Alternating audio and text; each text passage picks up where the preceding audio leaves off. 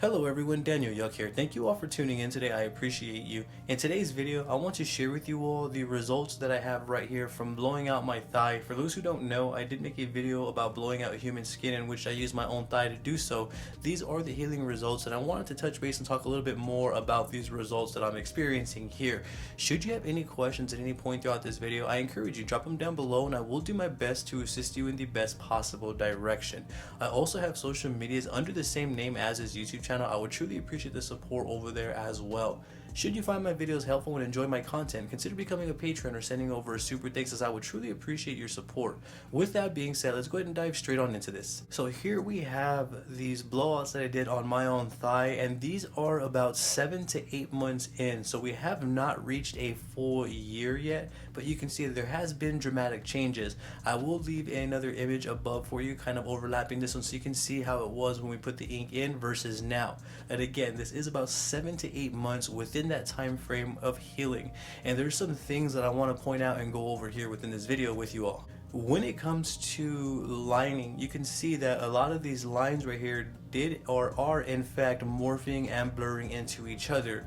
The dots as well are doing the same thing. You're also going to notice when I move the skin like this, you're going to see a texture on these dots. If I run my finger over, I can feel a texture as well. And these are some points that I wanted to touch base on. So if we take a close look at the lines right here, we will notice from the original lines that we put into these, there is a dramatic difference. These are bolding out and getting thicker tremendously. Now keep in mind, if there was a complex design around these other lines, then over time it's all going to bleed into each other. Also keep in mind that this is only 7 to 8 months into healing, and you can see how much has changed already. We're going to see right here between these two lines right here, and this area right here, we can barely see the skin showing. So within a year, I will make another video for you all, updating you all and showing you all how this is healing. So just keep that in mind though. When we are applying tattoos, we always want to be comfortable with the gear that we are using, and we always want to have the fundamental variables aligned, such as the hand speed and voltage. The only semi-decent line within this right here is this one over here, and I just did this one to kind of compare and contrast over time to see how they heal. You can see that when I align my hand speed and voltage to a more appropriate level right here, we can see that the bleeding and morphine that we are experiencing is a lot less. The ink is settling in within this line a lot much nicer and true to the original needle size over these right here. Let's say for example we're going to be using an 11 round liner, and let's say we apply the line with a nice comfortable hand speed and voltage, and we're not overworking the skin or oversaturating the area. Then over time that 11 round liner is going to get a little bit bold, and these are things that we're going to want to consider, especially if we have designs that are really complex and have a lot of different needle configurations. We're always going to want to compensate for settling of the skin. For me personally, that is something that I always consider. Some designs I just won't do because of the complexity of them on human skin. If I don't see the design healing well, if I see the design even remotely doing something like this or healing like this, I will not do it. The reason for this is because I would hate to do a design on a client that was real intricate and elaborate, and I inputted or overworked the skin. Let's say if I oversaturated or overworked a part of the design and it ended up starting to do this over time. And then also, I'm going to say this again, let's keep in mind this is only 7 months into healing, 8 months into healing. They are going to come back and say something. This is not supposed to happen within our tattoos. We want our tattoos to hold its initial integrity, so it's something to consider when we are doing the design of the tattoo.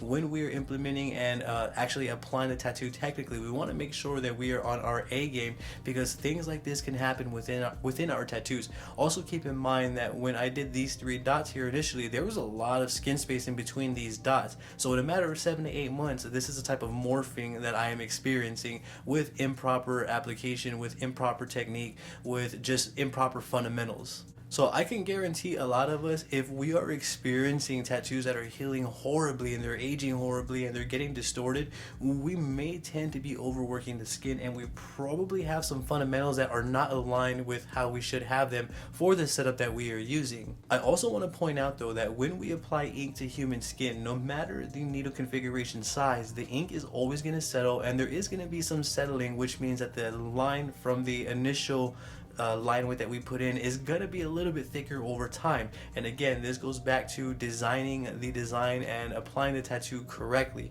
making sure that we're picking the right needle configurations and compensating for that settling of the ink over time. Some ways we can compensate are picking smaller configurations if we need to do so. So if we're in doubt, I would highly recommend to go to a smaller configuration. Let's say some lines are touching close together. If you're accurate, then try a 3-round liner. Something to this extent. If we are lowering our configuration, or altogether just kind of avoid a tight design that has too many details in one area, is also not a bad way to go. What I'm trying to say though is be mindful of the needle sizes that we are using, be mindful of the designs that we're taking on, be mindful of our fundamentals and the technical application when we are tattooing. Because if we are not, these are the direct results. This is exactly what happens. Let's just picture some sort of like anchor tattoo on someone's arm or leg, and we use these exact same needle sizes with this exact same technique.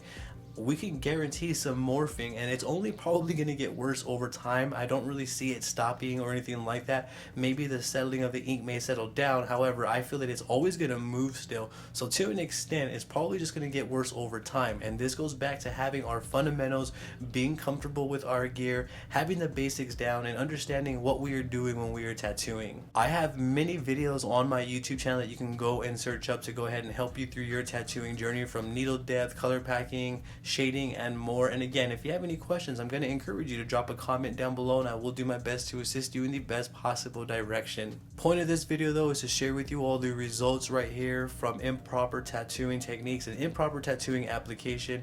I hope that you can take something from this, and I hope that I can help you in a better direction. That'll be it for this one, and yet again, I'm going to encourage you, should you have any questions, drop them down below. I also have social medias under the same name as this YouTube channel. I would truly appreciate your support over there as well. Please don't forget to hit my subscribe button and ring my bell, as I'm going to be bringing more videos like this for you all. Should you find my content helpful and enjoy my YouTube channel, consider becoming a patron or sending over a super thanks, as I would truly appreciate your support. With that being said, thank you for your time. You have a great day.